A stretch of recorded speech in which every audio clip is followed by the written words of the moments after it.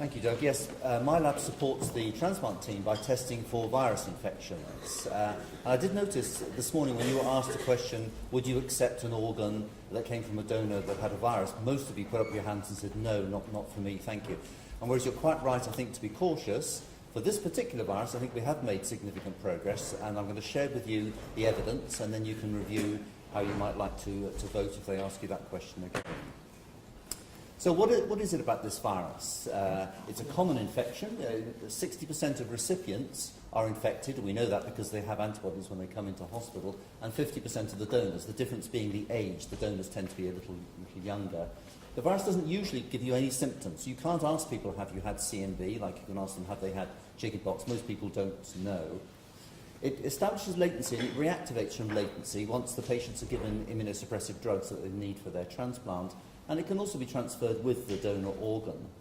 And when infection occurs in the presence of immunosuppressive drugs, it causes serious end-organ diseases. It used to be called the toll of transplantation because it was a major issue post-transplant. We can't decline donors because 50% of them are positive for this virus. You'd halve your number of transplants. And so two strategies have evolved, using an antiviral drug against CMV to stop it causing major disease in patients, and it's very effective basically. There are two different strategies as shown in the slide, and they're both equivalent. They brought CMV end-organ disease in these patients down from about 15% now down to about 1% overall. The first strategy is to give the drug prophylactically. You say someone is about to have a transplant, you give them the drug from the start of transplant for a fixed period of time, and there are randomized trials that support using the drug for 100 days or 200 days. 200 days is better, and at the end of 200 days, the incidence of end-organ disease is about 1%. So the drug is very effective while you're taking it, but when you stop it, some people come back with late-onset disease, including sometimes with resistant strains that are difficult to treat. So it hasn't abolished the problem, and as I say, the disease is about 1% overall. This late-onset disease has been created by the use of antiviral prophylaxis. It doesn't occur unless you use antiviral prophylaxis. In contrast, we at the Royal Free have pioneered preemptive therapy, where you don't give drug to anybody, you monitor everybody, looking in their blood for the presence of this virus using a technique called polymerase chain reaction. If they have a low level of virus, we don't treat them then, but if they have a high level, which for us is about 3,000 genomes per ml of whole blood, and we'll tell you where we get that number from if you're interested, we treat that individual all the time that their blood remains positive for the virus and carry on until they've had 2 consecutive negative results and then stop treatment at that time. So the duration of viremia, finding virus in the blood, the duration of antiviral therapy are markers of how well individual patients are handling that particular virus. And in addition, if you can imagine, the quantity of virus that they have is also another marker of how well they're controlling the virus.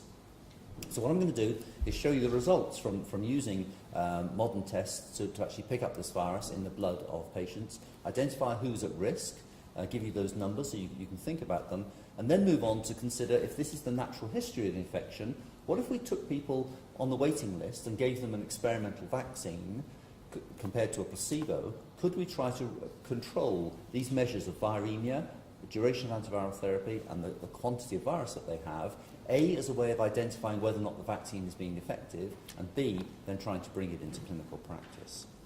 So let's have those biomarkers first of all. If you ask, this is an analysis we did of liver transplants and renal transplant patients from the Royal Free, since we use this method called real-time quantitative PCR routinely, and there were 689 patients in the group. And you can be divided into 4 groups depending on whether the donor or the recipient, or both or neither, has antibodies against this particular virus. So there are 4 different possibilities. So if you came in for a transplant, there's an 18% chance you would be in the D-R- group. That means you can forget about this virus because you won't get viremia and so don't need to be treated. The ones at high risk are if you're in the D+R- group, the red group here, and although there's only an 11% risk that you will be among those patients, you're more likely to get viremia at 20% and much more likely to need treatment because you don't have any natural immune control of this virus. The mirror image of that, the people who are doing better than average, are shown here in this pale green colour. D-, where the donor is irrelevant, and R+, the recipient is at risk of reactivating their own virus. 32% of patients, 30% who need to be treated, but only who get viremia, but only 20% who need to be treated. So if you put that into general terms and ask, if you were a patient, what are your particular risks? If you're in the D+R- category, your risk of getting virus in the blood is about 78%. But if you're in the D-R plus virus, reactivating the virus you came into hospital with, your risk is only 40%. And this intermediate value is the extra you get from the virus that's transmitted from donor into the recipient. So that's for viremia, who gets infection. Who needs treatment? Most of the D plus R minuses need to be treated, 69%, but only a minority of those in the other group, the D minus R pluses, with their own virus, with an intermediate value for these groups. So you can look at those numbers and say that most infections that we have post-transplant come from the recipients the patient brings into hospital with them, but most treatments, which used to be disease before we could intervene with treatment, have come from the donor. So that's the natural history of infection. You can then use those other markers of viral load. This is the quantity of virus at the bottom here, and the number of people, and there's almost this nice normal distribution that you see in nature on many occasions in the D plus R minus group, where on average, the average patient's going to have quite a high viral load. But in the D plus R plus group, where people have natural pre-existing immunity from an infection they've had probably since childhood, this curve is shifted dramatically to the left. This is a log scale. These are quite large numbers. So that tells you that natural immunity is protective. It's not 100% protective, but it's capable of shifting and stopping the worst ravages of this virus that occur with a high viral load. And this curve is almost similar to that one that you find when people reactivate their own virus, which is usually clinically mild. Those two other biomarkers you can use, the duration of viremia, shown for liver patients here and renal transplants on the right, and these numbers just show that there's a highly significant difference between them. A much longer duration of viremia for those having primary infection compared to those reactivating their own virus, with intermediate values for the D plus R minus group. The same is true for the renals. And when you look at how long would I have to be treated for liver transplant patients, longest for those having primary infection, shortest for those reactivating their own virus, and intermediate values over here for the D plus R plus, and the same in the renal patients. And these numbers are very similar, so you can combine these two patient groups together for clinical trial purposes.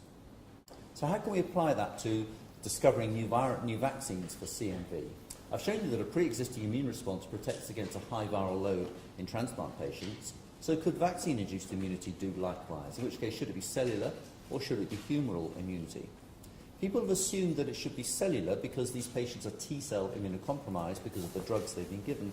But there are several reasons for thinking that the humoral immune system might also play a role. I've shown you that viremia is important in these patients.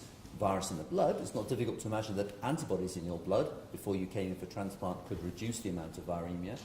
I've shown you there's a donor source of virus in some cases, and so antibodies that you had before transplant may be able to reduce the ability of the donor to transmit virus to you. And the last argument is pragmatic. We may make fantastic vaccines in the lab and come and give them to patients who make tremendous responses while they're on the waiting list, and then they're called for transplant and given potent T-cell immunosuppressive drugs to stop their graft being rejected and also take away those T-cell responses that you need to protect against the virus. So we thought it was important to see could we drive the humoral immune system first of all. And how potent would a vaccine need to be?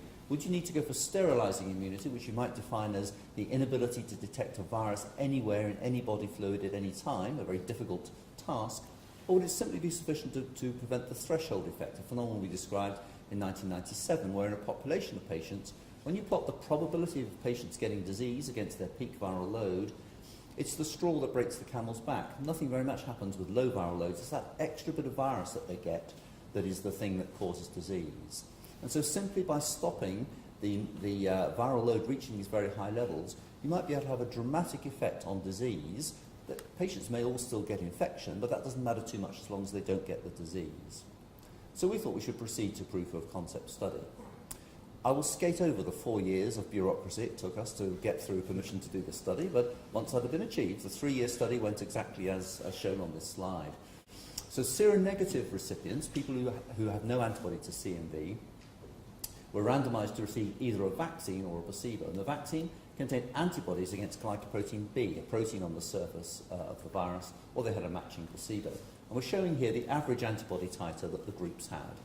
Those who were given a placebo, their antibody levels remained undetectable, they hadn't been given anything. Those who received vaccine, given at 0, 1, 6 months post-transplant, had a significant increase in their average antibody, and 100% of the patients made antibody. Their antibody titers declined with time, but then went up when they had the third dose.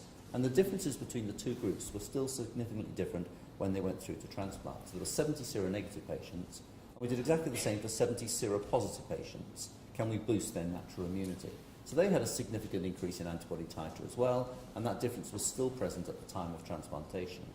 So the first conclusion is we can do better than nature.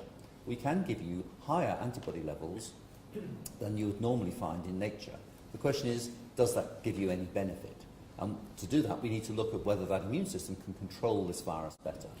So you remember there are 4 different groups. The D-R- group were all followed through to transplant, and none of them had any detectable viremia at any point. That's what you'd expect. Those are the controls. In those people at risk of reactivating their own virus, there were 6 people who had viremia, and nobody needed to be treated, and there's no difference between vaccine or placebo group. In the D+R+ group now, there were 10 people who had viremia, 3 needed to be treated, all 3 in the placebo group, no one needed to be treated in the vaccine group. So the number of days that are PCR positive came down from 8% of post-transplant days down to 0.7, so that's more than a 90% reduction.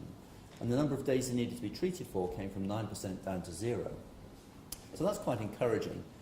These numbers are very, very small in this proof of concept study. The fact that there's no apparent difference in this group, but there is an apparent difference in this group, the difference they have is that the donor is positive, and it implies that what the vaccine may be doing is those antibodies from the vaccine are reducing the ability of the donor to transmit virus into the recipient. And that effect was seen most strongly in the D+R- group, where all 5 placebo recipients developed viremia compared to only half of the 11 vaccine recipients. So the number of days they were PCR positive came down from 56% down to 12%, and days treated 69% down to 13%.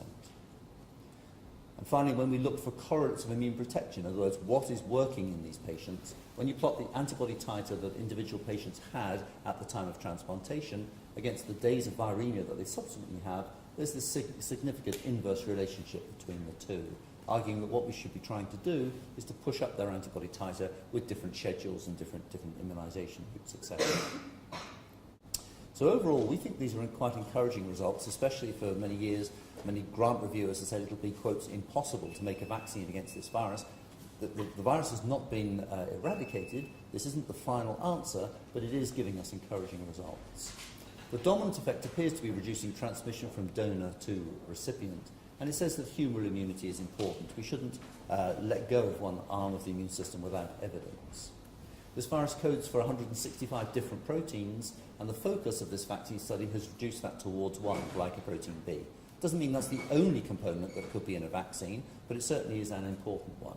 And we're currently interested in whether, looking at particular parts of the protein, whether people respond to particular epitopes, but little bits that the immune system sees, and in particular, do you boost those when you see, do you boost your natural infection when you get the vaccine? Or do you, interestingly, do you recognise new epitopes which aren't presented during nature? Perhaps this is quite a clever virus. Perhaps it gives you an immune response to a part of the protein that isn't very protective. In other words, perhaps we can do better than what happens in nature. There are small numbers of people in this study. This can only be hypothesis generating for the next vaccine studies, but we hope to have a series of different vaccines coming through for evaluation in the transplant patients soon. And the thing we're focusing on now is to go for direct proof of humoral immunity, because there's no doubt people were surprised that humoral immunity had a role to play in these people who are T-cell immunocompromised. And the most direct way of doing that on this cartoon is to take a recipient who is antibody negative for CMV, who is selected to have a positive donor, and say to them, at the moment we have no intervention we can offer you, would you like to go into a randomised trial where you'll get either a placebo or a monoclonal antibody infused at that time, just before the kidney is transplanted. And these are for kidneys only, I'm afraid, not for livers, just for kidneys to begin with. What interests me is what is actually in the components of this particular bottle, and there are lots of different choices that you could make, which become actually quite technical. We don't know which of them will work, or indeed if it will work, but by doing a series of different studies, we hope to be able to interrupt transmission from donor to recipient, and you'll see that it would be very easy to bring this into clinical practice if we did identify an antibody that was protective. So if I can end with one slide speculating about the future, I suspect that either passive or active immunisation will become licensed in due course from the results of these trials. I can't tell you which ones, but we can try a series of them, one after the other, and choose the one that works best. And then it will be given to all patients awaiting transplant as part of routine transplantation. This will reduce the need for CMV testing, for CMV preemptive therapy, and for CMV prophylaxis. Or to put that another way, a successful vaccine will put my lab out of business. And I have to say, I'd be delighted if that were the case. I'd be delighted to see the back of this toll of transplantation. Let me just end by thanking all the people who over decades have helped us with these prospective studies. Natural history to begin with, and then interventional studies. Of course, the patients who volunteered for the study, my very long-suffering nurse, Emily, who recruits the patients, everyone in the lab who does the work, and funding, the Wellcome Trust and the National Institutes of Health in the States.